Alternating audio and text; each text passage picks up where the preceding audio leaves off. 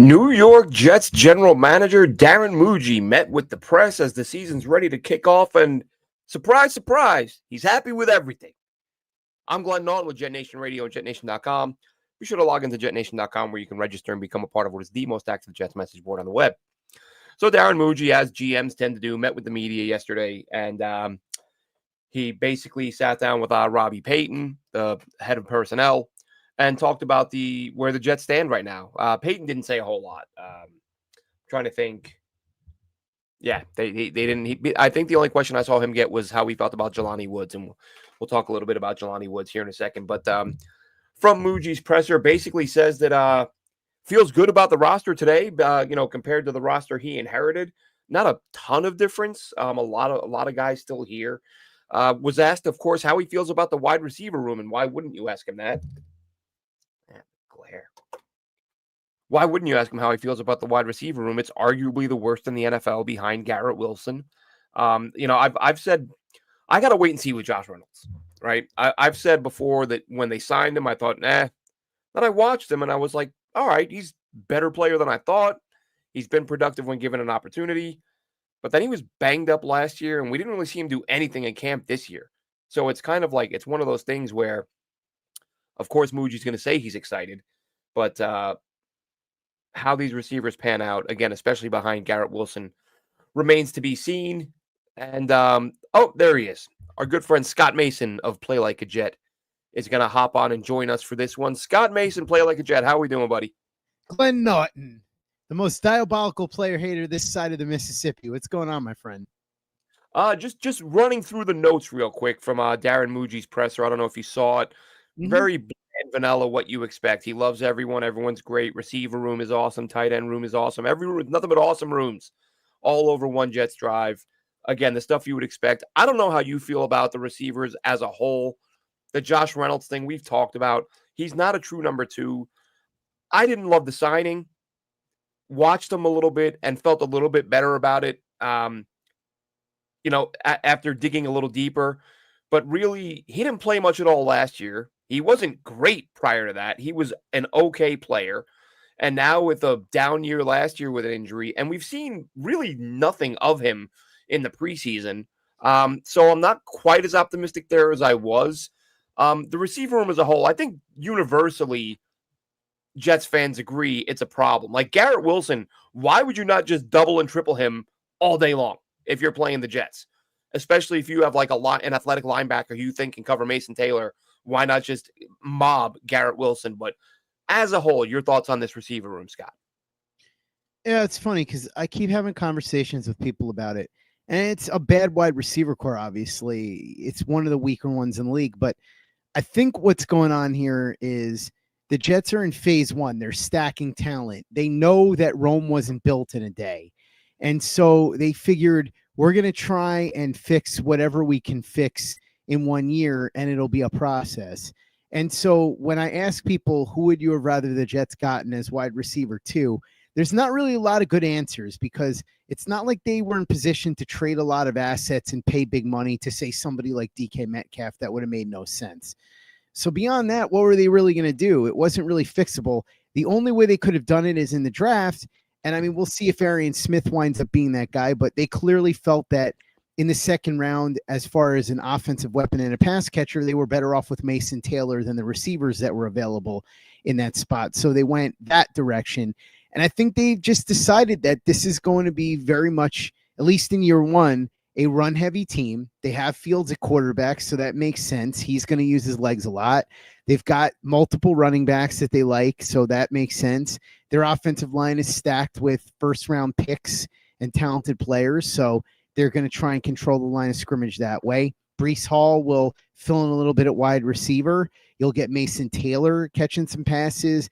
Guys will fill in here and there. Garrett Wilson will get the most targets of anybody by far, obviously, as he should. And that's how they're going to run the offense. It's not going to be your air-it-out Don Coryell style offense. It's going to be an offense where they're going to lean heavily on the run and time of possession and controlling the line of scrimmage.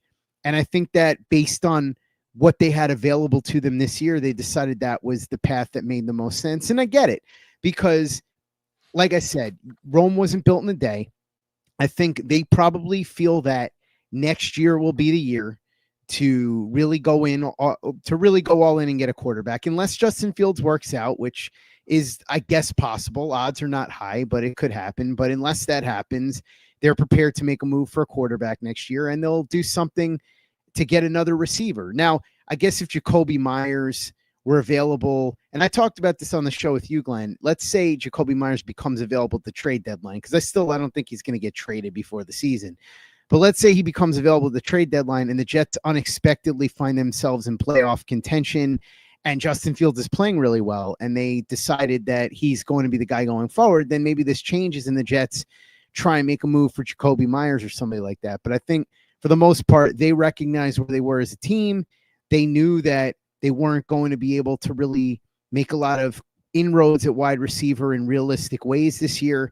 And so they just patched together the best room that they could get, without busting their salary cap for years into the future and without surrendering major assets that they were going to need potentially to chase a quarterback next year. So I don't love the wide receiver room, but I knew I wasn't going to. Listen, we could sit here and talk about Skinner and Pritchett and Brandon Smith. Were any of those guys really going to make a huge difference, especially this year? Probably not. So it's not the best wide receiver room, but I think the plan that I just outlined is very clear what they're going to do. And the receivers are going to be somewhat minimized in this offense. It'll be a lot like it. And I know I'm not the first person to say this, the 2009 Jets, where it was run the ball with Thomas Jones. It was a little bit of Dustin Keller sprinkled in here and there. Don't turn it over, although Sanchez did. But the idea was don't turn it over. And that's what they're going to try to do. So I think that's really where I come down on the receiver room. It's bad. We knew it was going to be bad, but they also knew it was going to be bad, and they've been planning all along to sort of work around that. Yes, Justin, we see you in the chat. He disagrees. He says we need to stop crying about the wide receiver room. Josh Reynolds is good, and this is a running team. Reynolds might be solid. I said that, but he's also a guy who's never won a starting job in how many years? And yeah, I get they're going to be running. I've said I think this team will lead the NFL in rush attempts. That to me is obvious. I just think if you're hoping they'll win some football games, there will be times where they've got to throw it.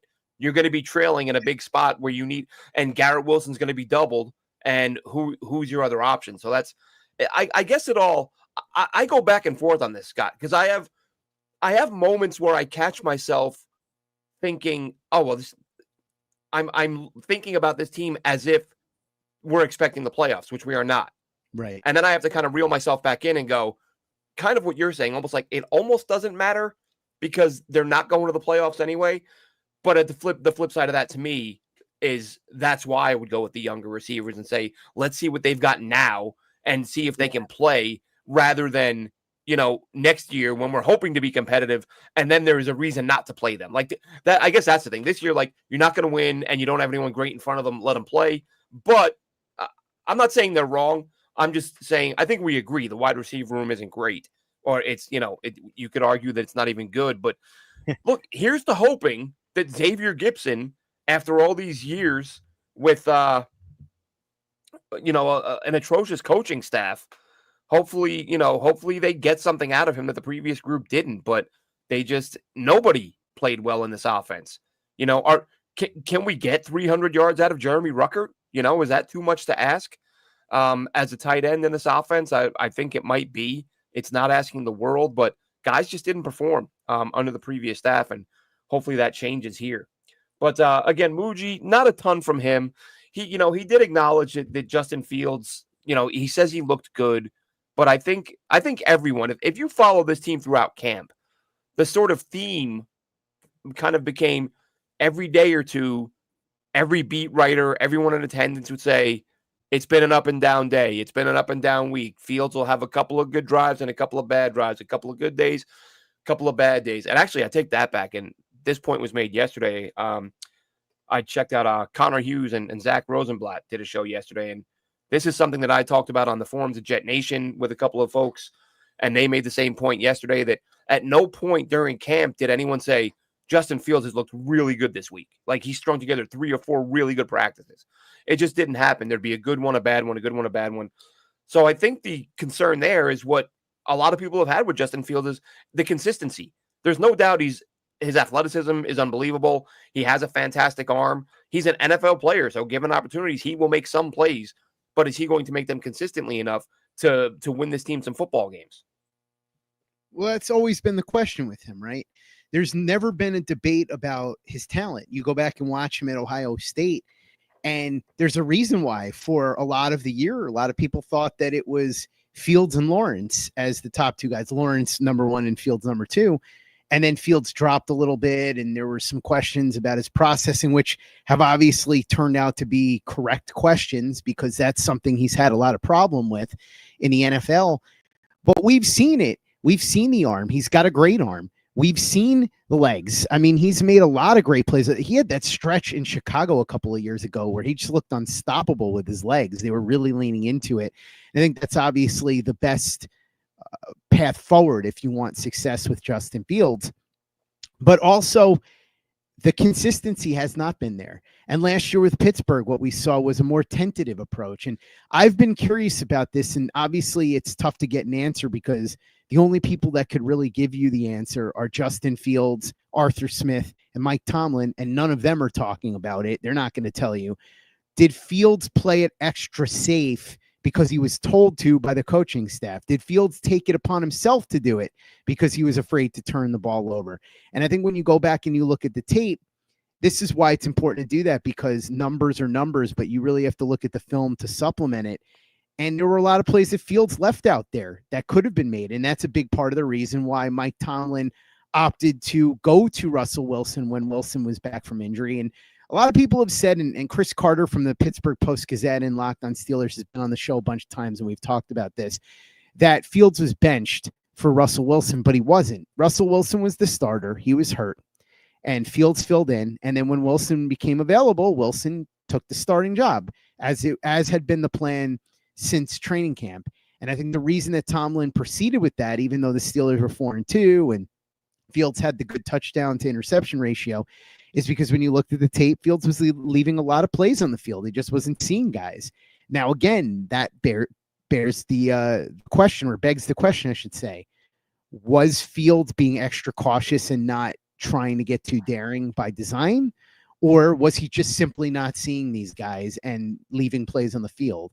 And so that's a big question that we have hanging over him heading into this. And when you look at what he did with the Jets in the preseason and practice, obviously the preseason, how much could you tell from 9 throws that he made? We talked about this in Play Like a Jet, Glenn. But in practice, you got to remember, they're also not going to show the reporters everything. There's going to be certain plays that are going to be held back. A lot of the design run stuff, obviously, you didn't see in the preseason, and you maybe didn't see as much in practice when the reporters were there anyway. So that becomes a big question now. What do the Jets have under, or I guess up their sleeve, I should say, for Justin Fields once the season starts? You have to figure that they're going to try and do some things with him to get into 3rd and short situations so that they can let him use his legs to pick up easy first downs. And that'll be a big part of how they run this offense. It'll be about moving the chains. You heard Tanner Engstrand and Justin Fields both say that if there's something there deep, he will go down the field, but he will take what the defense gives him. And if all the defense gives him is 5 and 6 yard passes, he'll take them and they'll move the chains and they'll be happy with that. So I think that's sort of where they're going to have to find their rhythm, and they're going to have to play into what Fields does well. But it comes back to what I said before. There were plays that were left on the field last year with Pittsburgh, potentially dynamic plays. Does that happen again with the Jets? And if it does, is it because Engstrand is being extra careful, kind of the way that we said that maybe Pittsburgh was last year? Or is it because Fields is afraid to make mistakes? And that's always going to be the question if you start to see hesitancy from Justin Fields. But I think ultimately the plan here is pretty clear. They're not going to be reckless with the football. They're going to try to win the turnover battle. And you heard Aaron Glenn say it after the first preseason game, or actually at halftime, that they had forced 2 turnovers, and that's how you win football games. You force turnovers. But the thing that he did say that they didn't get a handle on during the preseason is you also win games by winning the penalty battle, and they did not do that. So I think they want to win time of possession. They want to win the turnover battle. They want to cut back on the penalties and essentially make sure that they do everything in their power to have every advantage go their way. And they'll do that with Fields too, using his legs to pick up 3rd and 2, 3rd and 3, even 2nd and 2, 2nd and 3. And they'll take what the defense gives them. You'll see a lot of Mason Taylor. You'll see a lot of Breece Hall. You're going to see a lot of 12 and 22s probably. Stone Smart is interesting. Joe Blewett was on the show, and we talked about how Stone Smart is around the same size as Mike Evans. So he's really more of a big receiver than a tight end. So you could see him mixed in that regard. And we saw him in that preseason game make a really nice catch and run. I wouldn't be surprised to see Andrew Beck making some plays too. You saw that in the preseason. Absolutely. They'll mix him in. He might be the second tight end when they go to 12 and 22. He could be the second tight end whereas you would see the running backs, whether it's Davis with Hall or Allen with Hall or the occasional Hall and Davis or Allen and Davis. I don't expect to see that as much, but you will see a lot of that mix and match stuff. And then Tanner Engstrand has his work cut out for him. It's going to be interesting because this is a passing league. And he's going to have to find a way to manufacture drives and basically just keep moving the chains when everybody is going to know that the Jets are going to target Garrett Wilson when they do go to the air, and that they're going to try and run the ball and control the line of scrimmage as much as they do. So that'll be an interesting thing to watch. Can the Jets find a way to push and pull with that? And if they can, they might be a little bit more successful this year than we're expecting. And the offensive line is going to be the key to so much of this, as it was in Detroit. Yeah, I think one of the first things you said there, Scott, was something that I said after posting online. If anyone wants to take a look, it's on YouTube. There's we did a video of every throw Justin Fields made last season. And when I did that, when I watched all of his starts and watched every throw, the number of passes that were, just quick hitter after quick hitter after quick hitter. And I was asking myself that exact question. I was like, is this the coaching staff hiding the guy because they don't believe he can throw the ball down the field?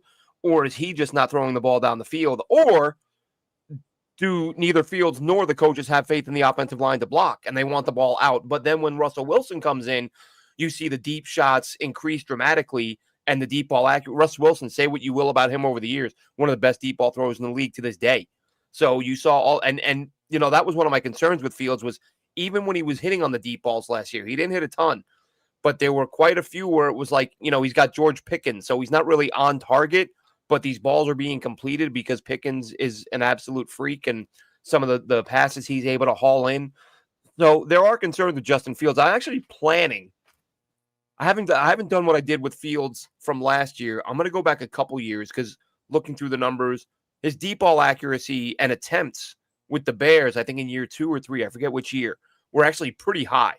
And I thought, I've watched a couple of games, but I want to go back and do the same thing, watch every game, focus on the deep balls and see where, because we saw it at Ohio State, but of course, I said when he came out, like my biggest concern, and this goes for Justin Fields and any big-time quarterback, when you played a program where all of your receivers are future first-rounders, it's the windows, it's not even a window.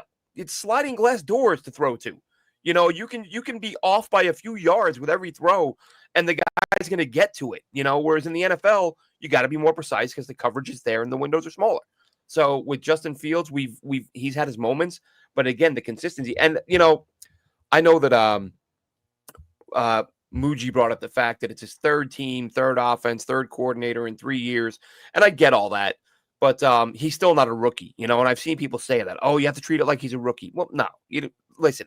I understand we want to give him as much leeway as possible, and I completely understand that. We want to try to be optimistic, but you can't pretend the year 5 guy is a rookie just because he's in a new system. He's not transitioning to a new sport. It's a different system.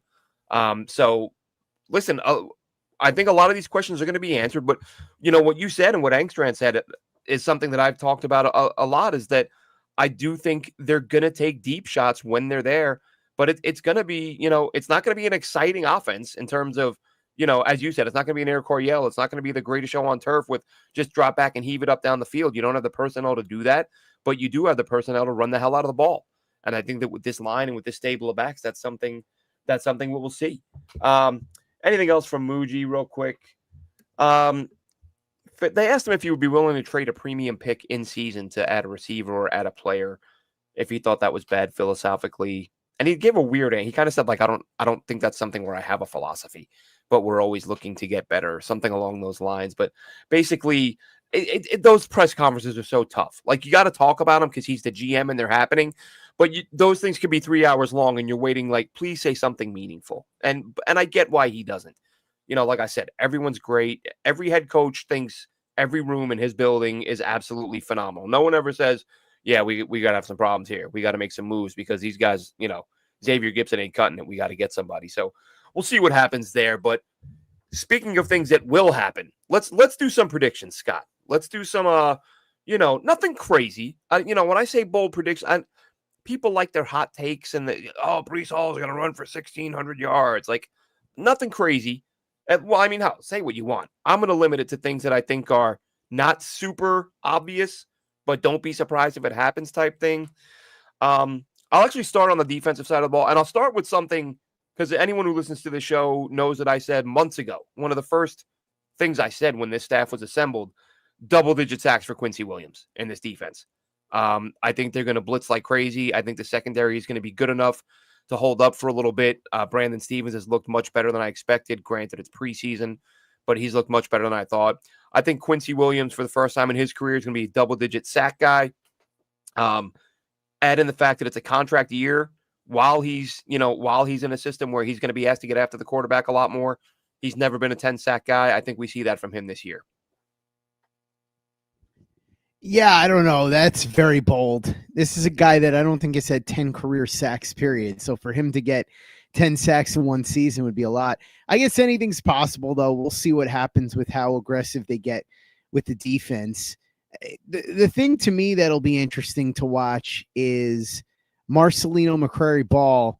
Clearly, they really like him as a special teamer and a linebacker. I'm not expecting him to be a big pass rush contributor, but I wonder what his role is going to be this year with the Jets. Like, how much is he going to play at linebacker? But I think if I were to make a bold prediction in terms of like overall production, I guess this isn't really that bold a prediction because I think he led the team last year. But I think Jamien Sherwood is not only going to lead the team in tackles, but he has a chance to be right at the top of the league in tackles, which I think he was close to it last year as well. So I don't know how bold a prediction this is, but I think he's probably going to repeat that. And I'm very curious to see how he does because it's a different role for him now in the sense that he had CJ Mosley there as the leader. And now that's sort of his role that he has to take on. So does that impact his production at all? Does that weigh on him and make him less likely to repeat? Or does it make him jump to an even higher level? The responsibility galvanizes him. So again, I don't know how bold a prediction that is. I'm trying to come up with something bold, but I think there's a good chance that he's going to be right at the top of the league in tackles and lead the team in tackles. Yeah, and that's it. Like I said, I always struggle when we say bold because there's wanting to keep it, sane, but also not wanting to, I'm not going to come out here and say, Breece Hall is going to be top 3 rusher on the team. Not exactly earth-shattering stuff there. But yeah, look, Sherwood's a guy who I was wrong about. I didn't like him as a pick. I just didn't, from what I saw from him in college. And to be fair, this is a few years back before you could access all 22s and see everything a guy was doing. But when you're in the back half of that defense, you don't see the guy till the ball gets to him. You don't see what he's doing before that. And I didn't see him coming downhill enough as much as I would have liked for a guy playing linebacker. So I had some questions there. And look, I love nothing more than being wrong about a guy when I don't think he's going to be a really good player. So kudos to him. And I think you nailed that. I think he's going to be, one of the top, especially with I think the beefing up at DT is going to help the linebackers a lot because that was my biggest concern heading into the season. Outside of Justin Fields, which is more of, I'd say, a question mark. But I think that by adding Phillips, adding Briggs, these are guys who can take some heat off of the linebackers. And listen, if Jay Tufele keeps playing well, I don't expect him to go out and get 2 sacks every week. But if he can just be a factor and free up those linebackers, we'll see those guys making a ton of plays. But next one for me, obviously, health is the biggest question. But Jelani Woods, if this guy does stay healthy, I think he's going to be a major factor in the red zone. I'm not going to sit here and say he's going to score 12 touchdowns, but for a guy who hasn't played in 2 years and who I would imagine most Jet fans had never heard of until they signed him the other day, I think he could be a guy, like I said, factor in the red zone, maybe 5 or 6 touchdowns, a guy who goes because, again, they're going to have to find the touchdown somewhere. They don't have the receivers, and this dude is like 6'8", and he's, he proved as a rookie. And I think he had 3 or 4 touchdowns as a rookie. So now that he's supposedly back to being healthy, I think Jelani Woods could be a significant red zone target. I think he'll be a really good blocker, and I think he could be a guy who gets you 5 touchdowns in the red zone. How about this one? Again, don't know how bold it is, but Braylon Allen will lead the Jets in rushing attempts. That was my next one. Go ahead. Now, Go ahead. I still think Breece Hall's going to have more touches overall, but I think Braylon Allen may lead the team in rushing attempts and rushing yards. I was going to go with yards. I wasn't even thinking attempts. My third one was going to be Braylon Allen will lead the team in rushing yards. I think he's had a great camp. I think he fits well with what this line does. At least it looked like it, again, in limited action in the preseason. And yeah, I think both backs are going to see a fair number of targets, but I think Hall is going to be used far more as a receiving option.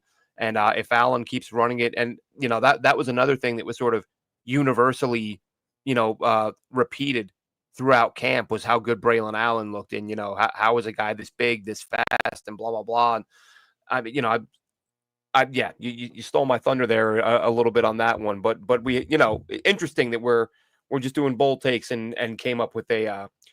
We both had the same take on the same guy. And I'm excited. As much as this season doesn't, it leaves a lot to be desired as, as it starts off, there are some things that I am excited about. And watching these backs behind this line, I think they can be an efficient offense. I think they can give defenses fits. It's just going to come down to, as I said earlier, right? Whether you're a running team or not, there are going to be times in close games where your QB has to make some throws late in the game. So a lot of it's going to come down the fields. Hell, we saw it with Rodgers last year, and how many times did he come up small, right? Fourth quarter, late in the game, need a big throw, and he just kept coming up small. Zerline hits a couple field goals, and Rodgers connects on a couple of late passes. Robert Saleh might still have a job, but Rodgers was disastrous in the crunch last year. You know what's interesting, Glenn?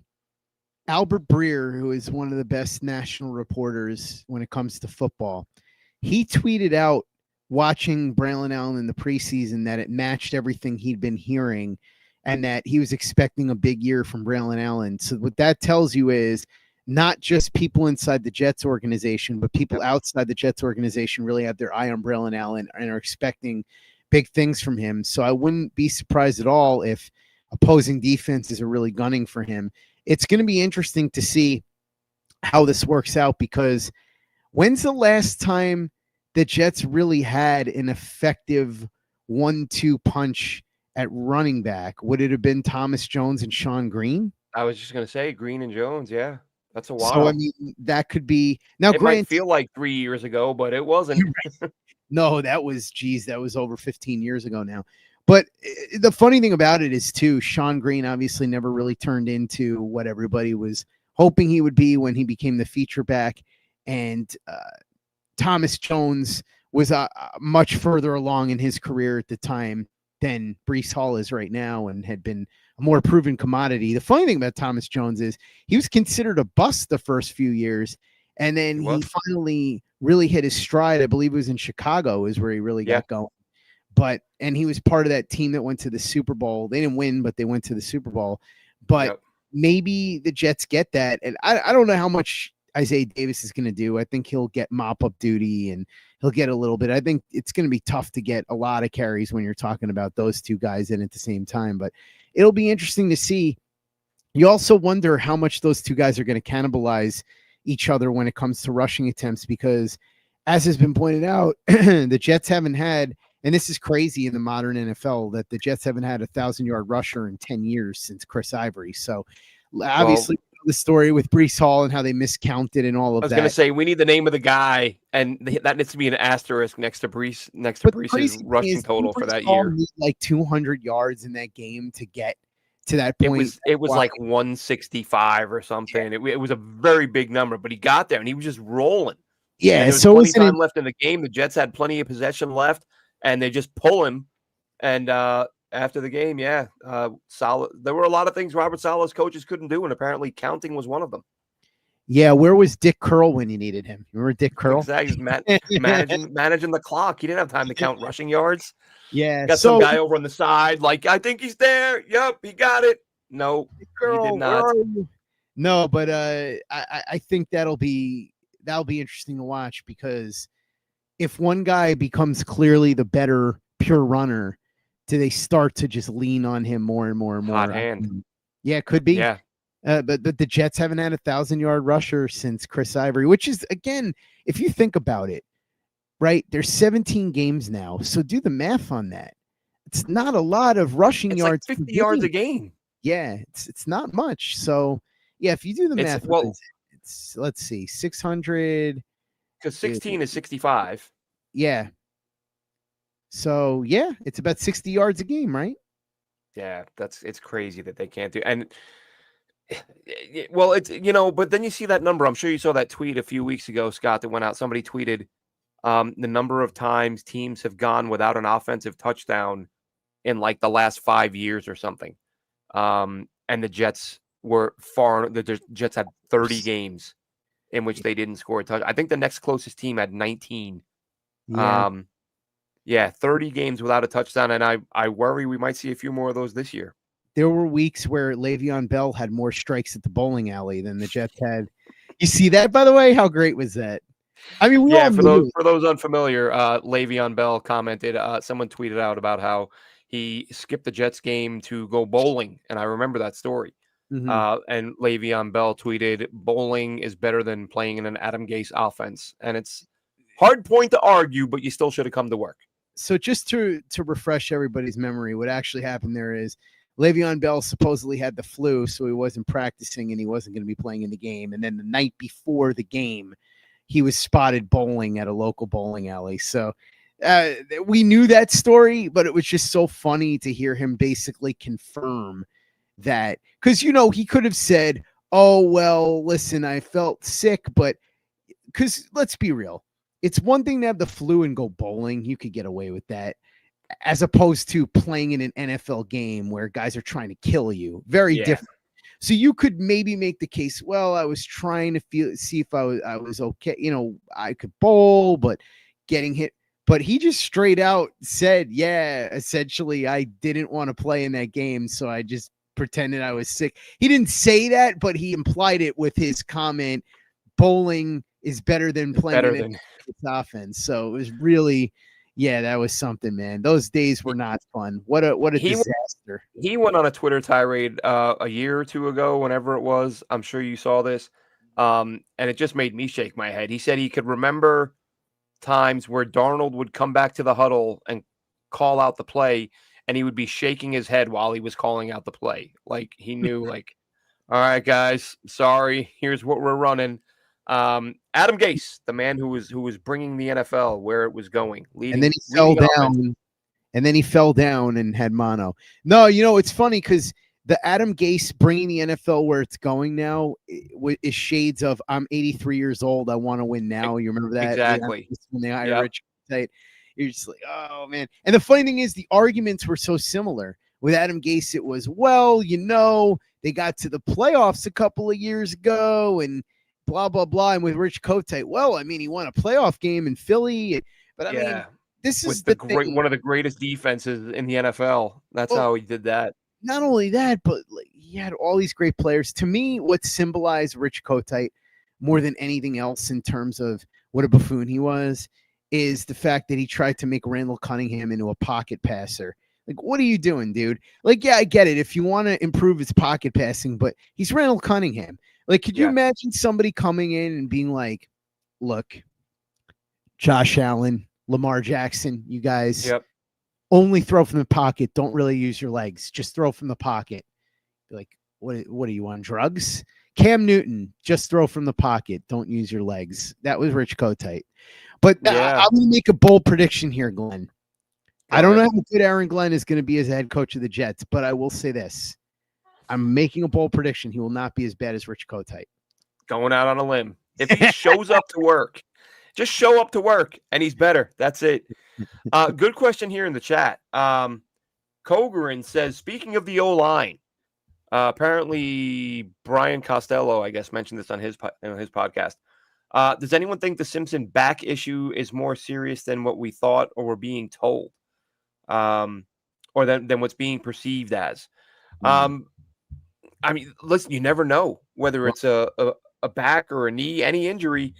Teams cover this stuff up. They make it out like it's not as bad as it is, but God, you hope not, because that guy, that guy was a stud last year. I have a theory on this, Glenn. I think this might be what's going on with the whole, we don't know who the center is going to be. We're still working that out, because it's the only thing that makes any sense, that Tippmann may wind up at guard if John Simpson can't go at guard. And that's what they mean by, we're not sure who the center is going to be. They would rather, and it makes sense, right? Because what's the one thing that Tippmann has sort of struggled with at times? Snapping. That's one thing you don't have to worry about with Josh Myers. So you'd rather have Tippmann at guard than Myers at guard, because Myers can do that without a problem. So I think that might be what it is. People had brought that up to me after I tweeted out something along the lines of enough with this charade, because it is ridiculous. Like, it is. It's so... that Josh Myers is going to be the start? Because look, you want to do this. I saw people, Aaron Glenn's trying to motivate him. Okay, fine. You want to do that during training camp. You want to do that during the preseason. We all know it's not real. Nobody's fooled, but okay, fine. If you think it's going to push the right buttons, okay. Training camp's over. The regular season is about a week away.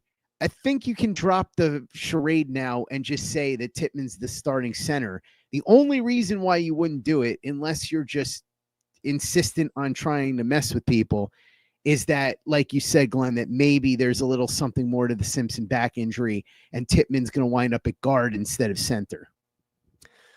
I can get on board with that, but I would think if you're trying to keep that quiet, if you're Aaron Glenn, because you think it gives you some type of advantage, or not letting a team be able to prepare, I would think you'd be able to prepare better if you were honest and said, look, he's dinged up. We don't know who's playing guard. We got a few different guys. We're looking at different guys in different spots, and we'll know at kickoff who's playing where. And then you're creating uncertainty at multiple spots. But either way, Kogerin said in the chat as you were speaking, similar thing. Could this be why Aaron Glenn hasn't named Tippmann the starting center? They could have him a guard at week 1. So as you were saying it, Kogerin was typing it. So yeah, look, it's a possibility. I sure hope not, because again, the guy, Simpson was an absolute beast last year, and I think that having him on the bench wouldn't be ideal, because just Myers not a really good player. I agree, Glenn, but I would rather that be the case than they just roll with Josh Myers over Joe Tippmann at center. If they do that, I'm just going to bang. That, I mean, the number, if and that's in there because Simpson is hurt. At least I can make sense of that. Yeah, and my whole thing with the Myers Tippmann thing, where I've disagreed with people.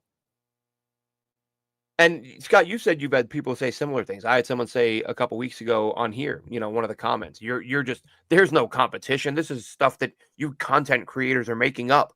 And it's like, okay. And listen, I get that GMs, head coach, they blow smoke. I get that 1,000,000%. But Aaron Glenn said it's a competition. He was signed. Darren Muji said it was a competition when he was signed. Early in OTAs, training camp, whatever it was, John Simpson was like, yeah, those two guys are battling out really, really hard. Then they get to camp and they're splitting reps. And even then, it's like, okay, let's see what happens in week 2. Week 2, splitting reps. Okay, it's time to starting the starters. Like, stop with this. And then Myers again, and then Simpson's out, and Myers starts at center. And the next practice, Simpson is back, and Myers is at center again. Right. I'm like, okay, guys, at what point do we say this is the most ridiculous, drawn-out charade ever? Like, let's pretend for a second that it was never a real competition. How many snaps with the ones are you going to take away from Joe Tippmann to push this charade? That's my thing. Even we can all agree that it could have been BS. It could have been Tippmann all along, which is what it should have been. But at some point, you've got to say, all right, look, we did this thing, but Joe's our starter, and we play in 2.5 weeks. So now it's Joe from this point forward. But even at that point, Myers is still getting reps with the ones. So even when Tippmann starts, people are like, I told you it was going to be Tippmann all along. Great. Then it was stupid to take all those reps from him because it should have been him all along. Yeah, it's weird. I get it in the sense that, look, Parcells used to play psychological games. So maybe there's something that they know about Tippmann and what motivates him, what pushes him. Because let's also remember something. Jason Fabini worked very closely with Tippmann years ago. And so he knows him very, very well. And Fabini is one of Glenn's former teammates. Maybe Glenn called Fabini and said, all right, what makes this guy tick? And he said, well, if he thinks his job's on the line, it pushes him. Look, there's a million things that could be the case here. But all I'm saying is, unless it's what we're talking about, where Simpson is hurt worse than they're letting on, at this point, it's time to give up the ghost. You did what you had to do during training camp and during preseason. Now you can just say Tippmann's the center, unless, like we said, there's question as to whether Tippmann winds up at guard because their injury to Simpson is more serious than we realize. Yeah, and as Tony G mentions here in the chat, and this was, when this all started, I said the same thing. It's like not a real competition. This is, but then it took me about 2 seconds to go, this is Justin Fields' college center. And maybe there is a comfort level there where Fields is like, hey, go get my guy. Like, I'd like him to be my center.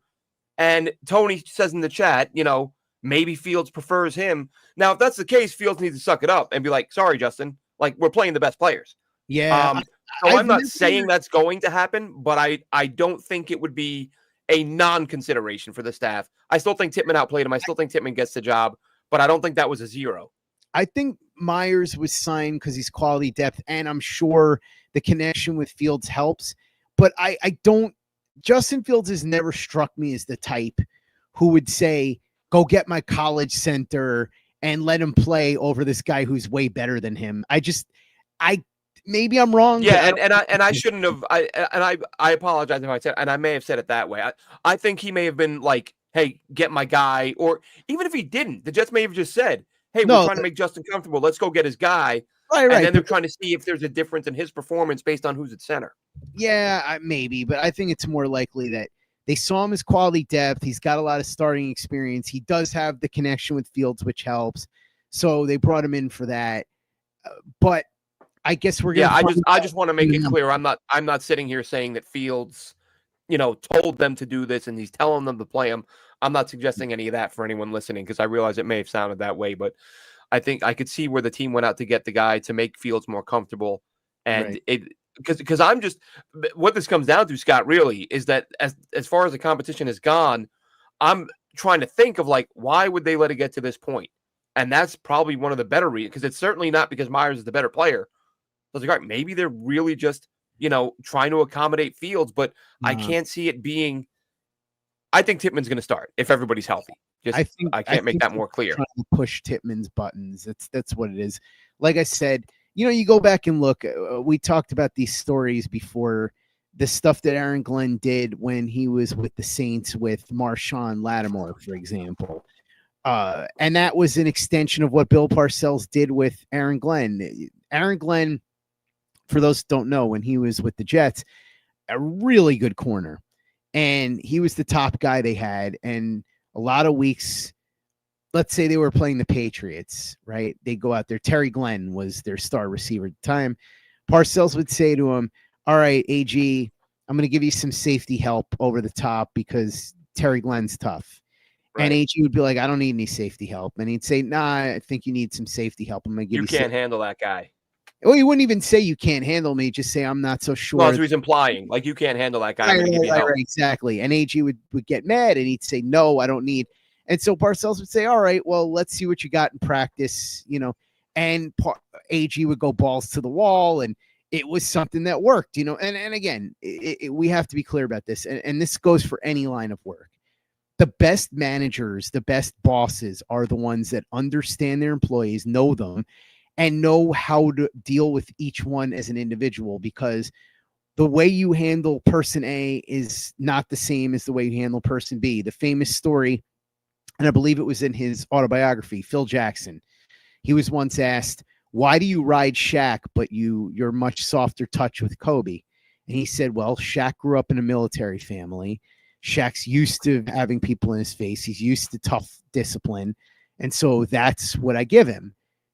Kobe grew up overseas, son of an athlete, wealthier family, a little bit different, higher class, whatever you want to say. And so he's not used to people shouting at him or getting in his face or being like that. So I handle him differently. And that's really how it has to be with any job, whatever you are. If you're a manager of a radio station, you have one guy who's the production director, and he responds to a certain set of, ways that you handle him. And then there's the guy who's the promotions director, and he's different. One guy's outgoing, one guy's shy, one guy's better on the computer, one guy likes to come in late, one guy likes to come in early, whatever. You kind of figure it out.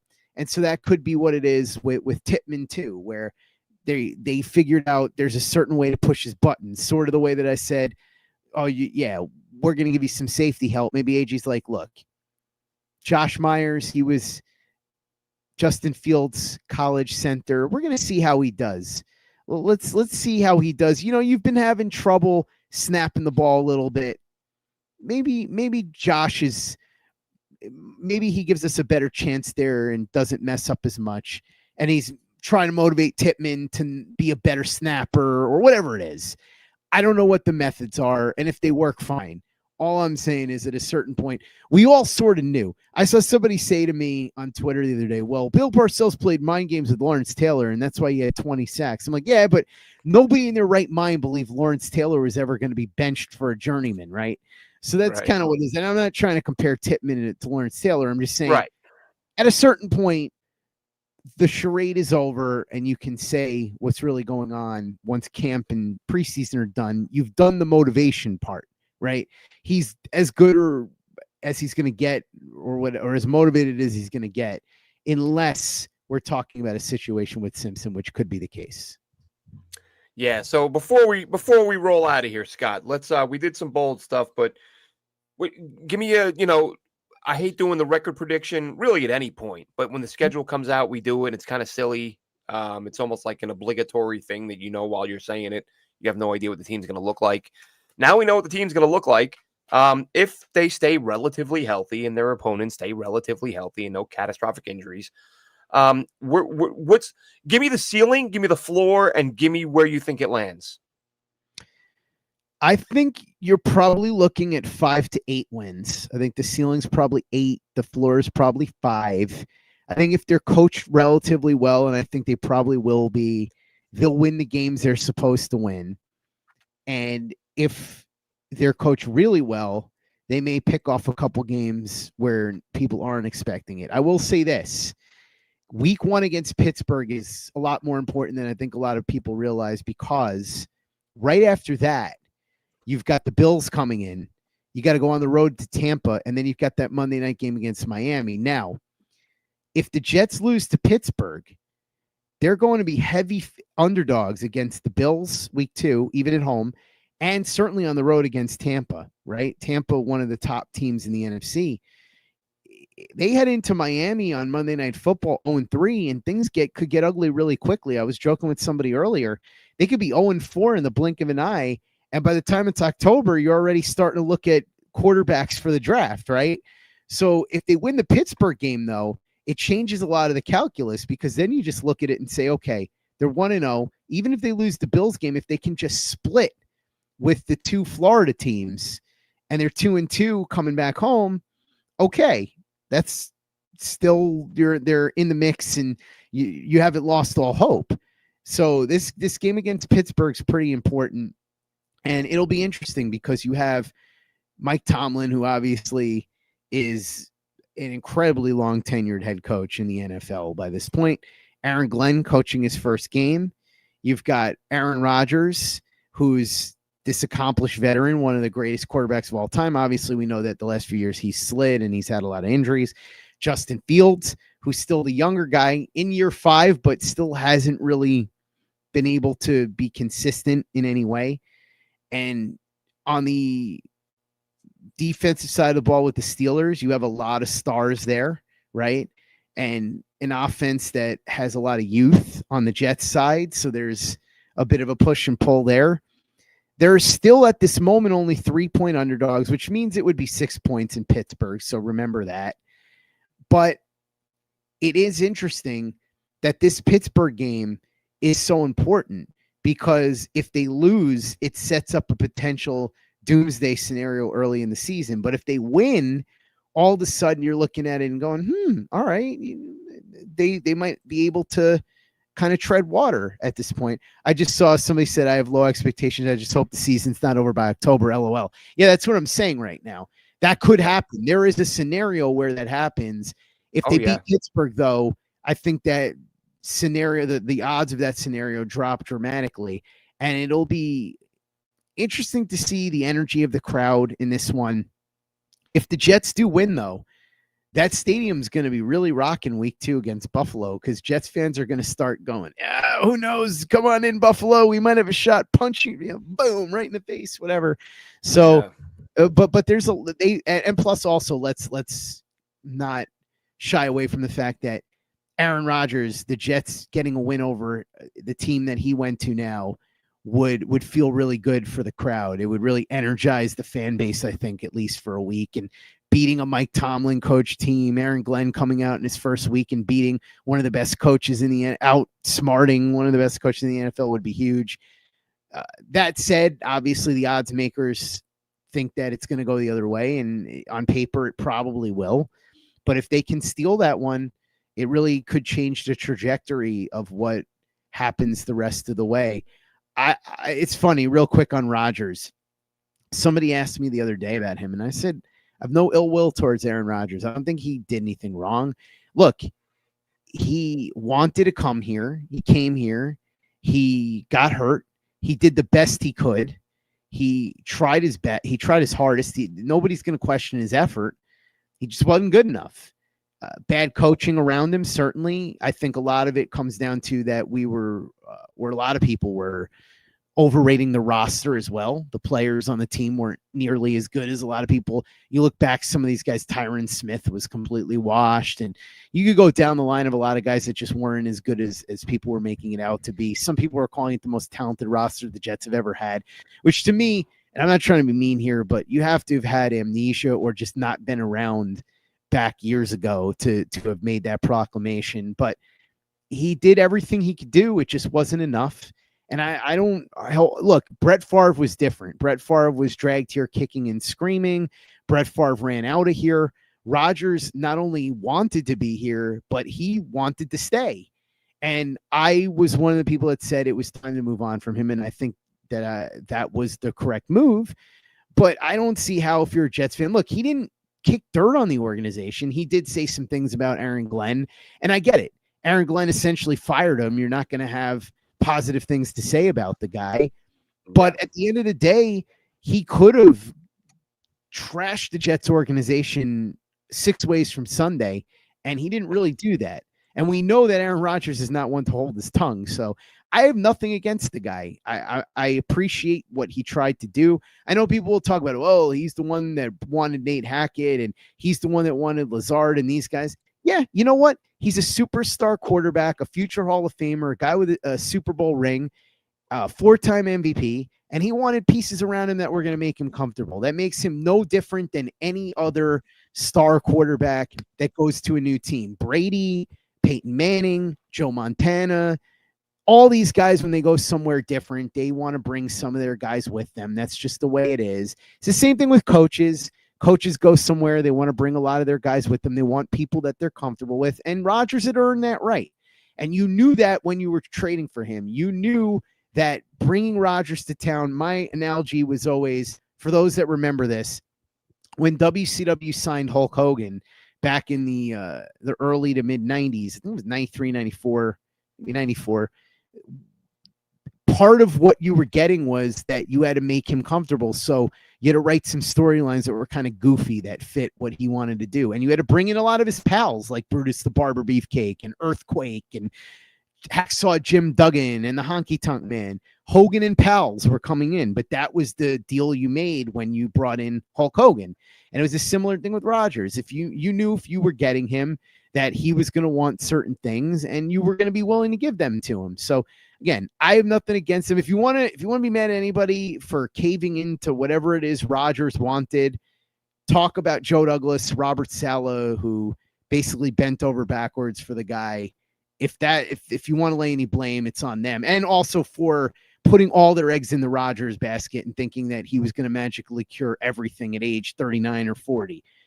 I don't really blame Rodgers. I think he did everything he could. In the end, it just wasn't enough, and he wasn't good enough. And maybe things will be different in Pittsburgh for him, but I'm not mad at him. I'm not going to boo him. I mean, look, I'll boo him if he throws a touchdown pass because I would boo any quarterback that throws a touchdown pass against the Jets. But I have nothing against the guy. I'm not going to boo him when he comes out of the tunnel or anything like that. Yeah, wholly agree. I have no resentment toward the guy. He didn't do, is he an egomaniac? Hall of Fame quarterback is an egomaniac. Story at 11. Yeah. But yeah, we're gonna wrap things up. I got to roll. I'm gonna say though, real quick for me, the floor is 4 wins. The ceiling is 9. I think if they can run the ball, I expect them to run it well. If Justin Fields plays even decent, I think they'll steal a couple of wins that maybe we're not expecting. 4 is the floor, 9 is the ceiling. I'm gonna say they end up 6-11. We will see how things play out. Thanks again to Scott Mason from Play Like a Jet for joining us. And Scott, tell people where they can check you out, and we will head out of here. PlayLikeAJet.com, YouTube.com/PlayLikeAJet, and then obviously the daily podcast, 7 days a week, brand new episodes, rain or shine, it's there. You can find it on iTunes, Spotify, anywhere where you get your podcasts. If you're a big Jets fan, and I assume you are, if you're watching or listening to this, then 7 days a week, you've got a new show talking about your favorite football team. So you can download it anywhere, Spotify, Apple, wherever. All right, that'll wrap this one up. We'll be around plenty this week, plenty in the coming weeks. Thursday nights at 7 will be the regular time slot, and we'll hop on anytime there's anything newsworthy to talk about or put out into the ether. Have a good one, Jets fans.